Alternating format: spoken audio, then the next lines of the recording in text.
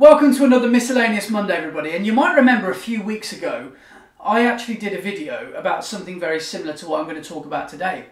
So I did a video down at my local football team, Bromsgrove Sporting, and it was all about how to shoot, or how I shoot football, basically, or soccer. And since then, it's got me thinking about, well, can I carve out a career as a football photographer? So I did a bit of research, and I'll be honest, it's a very grey area. Now, I'm not sure if these rules apply all over the world or just in this country. I imagine in America, Australia, Europe, the rules will be quite similar, especially at the top sporting events. So, Premier League football photography. Now, football or soccer, whether you like it or not, is the biggest sport in the world. It's a huge passion of mine, and I share that passion with millions of people around the planet.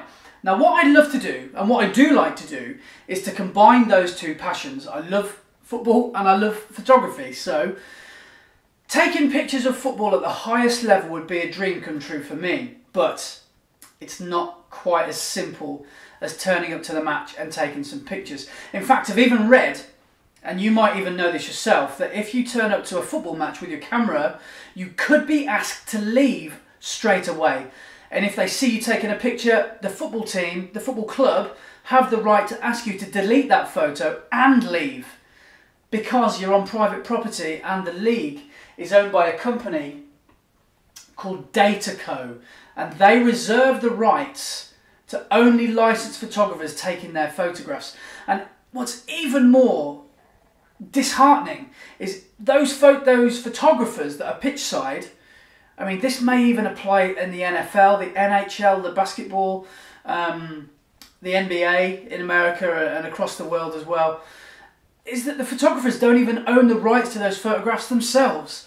Whichever home team is hosting that football match or that particular sports event owns the right to that particular photograph that you take. And I mean, what you can do is find yourself being the club's or that sports team's official photographer, which again, they will own you. So any photography that you take will have to go via that avenue, and you won't get a license. So you might think, well, what's the point? And I'm kind of thinking that myself, really.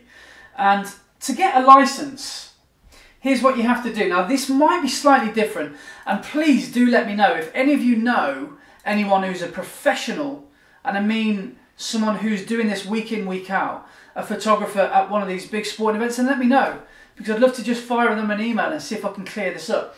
But I've read that to get into the Premier League pitch side, now whether you're a fan or not, this will be interesting, you need to have 30 published photographs in a national publication. Now that is difficult, and these have to be followed up with an invoice. So these can't be for free, or these can't be on the cheap. These have to be proved. The Dataco, the agency, will want to see, even Getty Images as well, who are one of the top picture agencies, will want to see evidence of this. Now this might have even increased since I actually have done a bit of research. This might be an out-of-date reference. 30 pictures nationally. Now that is one of the big tabloids or broadsheets in this country.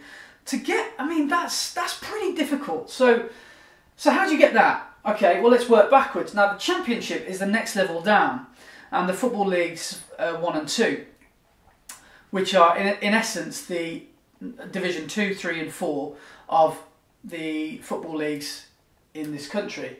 Now, to get a license to them, you have to have 15 action shots, so not crowd or not managers or anything like that, or coaches. You have to have 15 action shots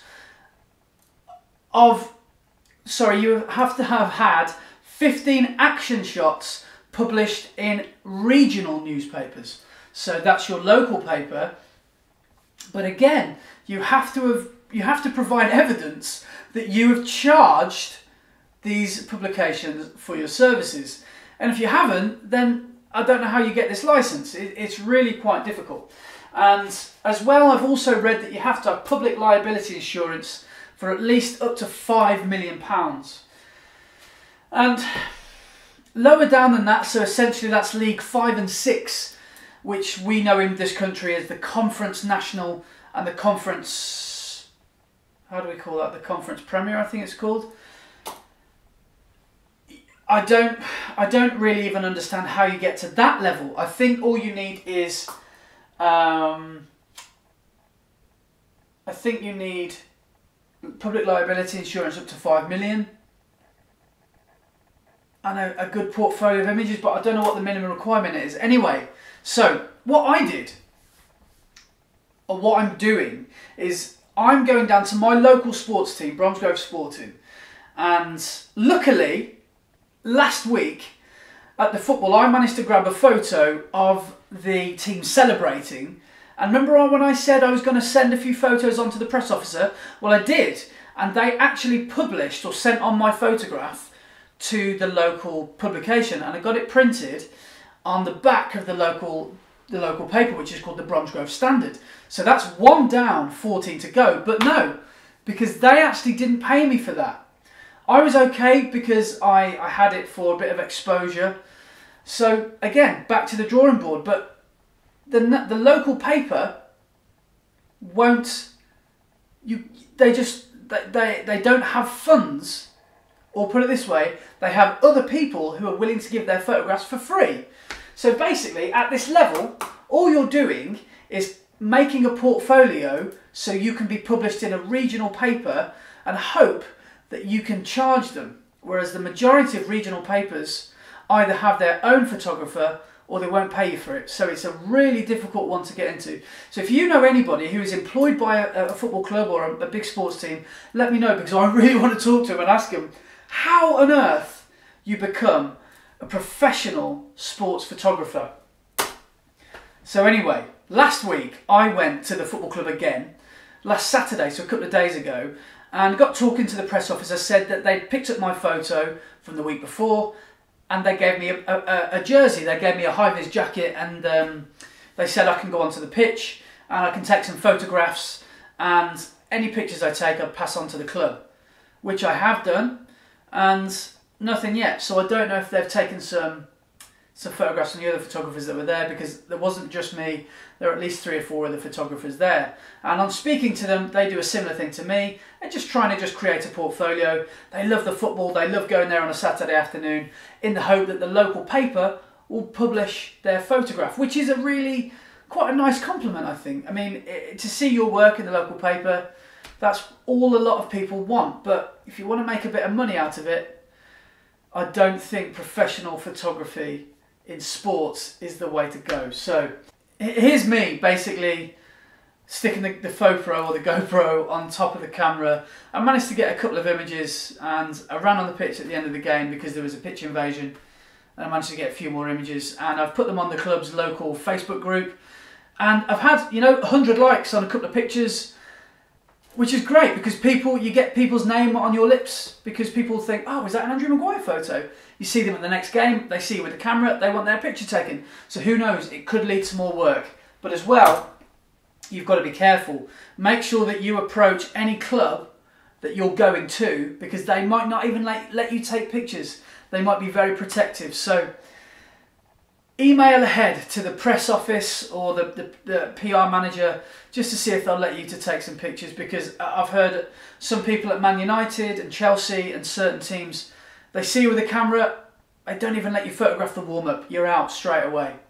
So some teams are very, very strict. Now, I'm going to leave it here, but please leave me a comment to let me know your experiences photographing live action sports, especially the big games, because I really want to know how to get around this. It's a tricky one.